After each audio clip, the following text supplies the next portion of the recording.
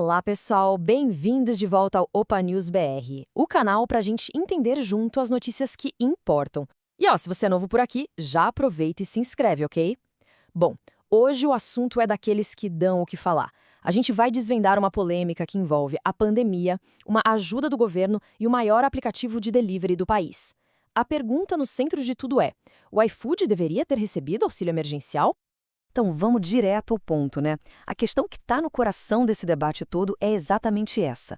Como é que pode a empresa que, para muita gente, virou símbolo de crescimento durante a pandemia, receber um benefício fiscal que foi criado justamente para socorrer quem estava em crise? É um paradoxo e tanto, e que está dividindo opiniões e, claro, movendo muito dinheiro. E quando a gente fala em dinheiro, não é pouca coisa não. Olha só esse número, 535 milhões de reais. Pois é, essa foi a economia que o iFood teve em impostos federais desde agosto de 2023, tudo por causa desse programa emergencial. É uma cifra que, sem dúvida, coloca o tamanho dessa discussão em outra perspectiva. Ok, mas para entender essa história direito, a gente precisa primeiro dar um passo atrás e falar sobre o programa que está no centro de tudo, o PERSE. Vamos ver o que ele é, para quem ele foi pensado e como é que o iFood foi parar nessa história. Então, o PERSE, que é a sigla para Programa Emergencial de Retomada do Setor de Eventos, nasceu lá em 2021. A ideia era bem clara, sabe? Era dar um fôlego através da redução de impostos para setores que foram, devastados pela pandemia. A gente está falando de eventos, turismo, bares, restaurantes, enfim, todo mundo que precisou fechar as portas. Era para ser uma verdadeira boia de salvação. E é aqui que o caldo começa a entornar. Porque a inclusão do iFood nesse programa gerou uma revolta gigantesca, principalmente entre os empresários que viram seus negócios simplesmente pararem. Vamos entender agora o porquê de tanta indignação. E essa frase aqui do Júnior Luzbel, que é do setor de eventos, ela resume perfeitamente o sentimento de muita gente. É a voz da frustração, né? Ele basicamente diz: espera aí, enquanto o meu negócio estava fechado, de portas cerradas, o iFood estava operando a todo vapor. Na visão dele, e de muitos outros, isso desvirtua completamente o espírito da lei. Então, os argumentos de quem critica são bem diretos. Primeiro, o iFood cresceu demais na pandemia, os pedidos dispararam. Segundo, o tamanho da empresa é gigante, chegando a gerar mais de 0,5% de todo o PIB do Brasil em 2022.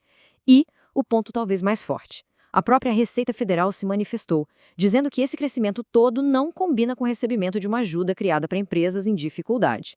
O recado é claro: o remédio foi dado ao paciente errado. Mas como toda boa história, essa também tem dois lados. Agora a gente vai virar a chave e olhar pela perspectiva do iFood. O que será que a empresa diz para se defender? Quais são os argumentos dela para justificar o recebimento desse benefício todo? A defesa do iFood se apoia principalmente na letra da lei. O argumento deles é que a legislação do PERSE foi escrita de uma forma bem ampla, com a intenção de beneficiar todo o ecossistema econômico. E nesse texto estariam incluídas as empresas que fazem intermediação de serviços, que é exatamente o que o iFood faz. E aqui vem o plot twist, a grande virada na história. Apesar de todo o aumento no número de pedidos, o iFood afirma que, na verdade, teve um prejuízo de cerca de 2 bilhões de reais entre 2020 e 2022. E por que isso? Segundo eles, por causa de investimentos pesadíssimos para manter a operação de pé e principalmente para apoiar os parceiros.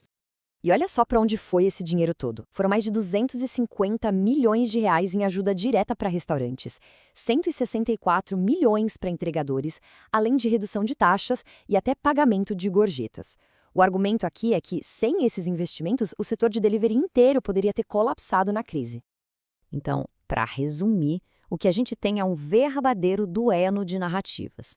De um lado, os críticos apontam o crescimento recorde e dizem que o benefício foi para quem não precisava. Do outro, o iFood rebate com um prejuízo bilionário e o argumento de que a lei, do jeito que foi escrita, de fato amparava o seu modelo de negócio. Bom, com argumentos tão fortes dos dois lados, era quase inevitável que essa briga fosse parar nos tribunais, né? Agora vamos entender como é que está esse impasse na justiça hoje e o que isso significa na prática. A linha do tempo aqui deixa tudo bem claro. O programa nasceu em 2021. Lá no começo de 2023, o governo foi lá e tirou o iFood da lista de beneficiários. Só que, em agosto do mesmo ano, a empresa conseguiu uma liminar na Justiça, que é uma decisão provisória, para continuar recebendo a ajuda. E a situação é essa até hoje. O iFood continua se beneficiando do programa enquanto espera uma decisão final da Justiça. E esse limbo jurídico tem um impacto financeiro bem concreto, viu? Só nos primeiros 8 meses de 2024, o valor do benefício que o iFood conseguiu manter por causa dessa liminar já passa dos 336 milhões de reais. Um dinheiro que, na visão dos críticos, deveria estar indo para outras empresas. No fim das contas, a gente fica com essa pergunta que é bem complexa. Será que estamos diante de uma falha na lei, uma brecha que não foi prevista? Ou seria um caso de oportunismo de uma empresa que usou uma regra a seu favor para conseguir uma vantagem? A resposta definitiva ainda vai vir dos tribunais. E para você, o que parece mais provável? Deixe a sua opinião aqui nos comentários. E claro, não se esqueça de se inscrever no Opa News BR para continuar acompanhando análises como esta. A gente se vê na próxima.